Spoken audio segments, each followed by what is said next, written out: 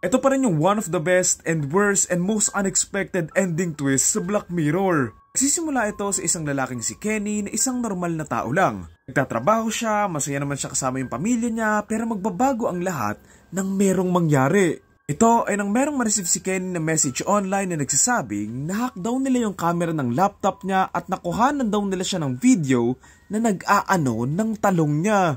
Nabukasan, dito may mga ipapagawa kay Kenny na kung ano-ano at dito nga niya makakasama ang isa pang lalaki na may tinatago ding sikreto.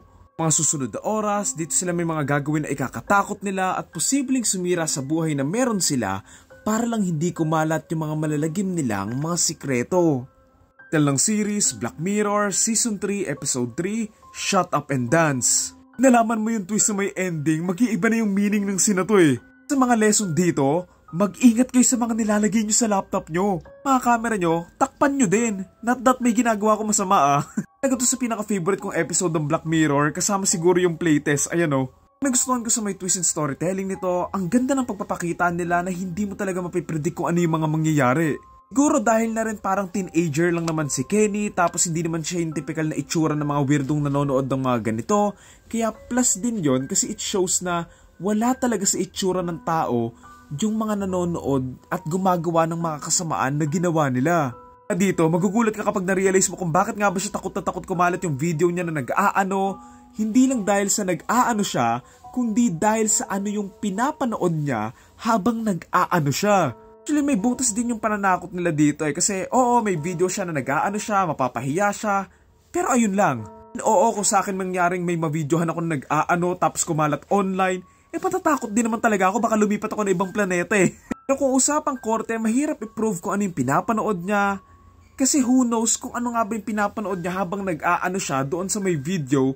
Kasi pwede naman nilang ilagay kung ano-ano yung nakalagay doon and illegally obtained naman yung records niya. Kung tutuusin, medyo mabait din yung nagtitrip sa kanila kasi sa dulo, yung si Kenny lang tsaka yung nakasuntukan niya lang yung umabot sa ganito since sila lang naman yung pinakamasama sa kanilang lahat and yung iba, napahiya lang sa mga kakilala nila.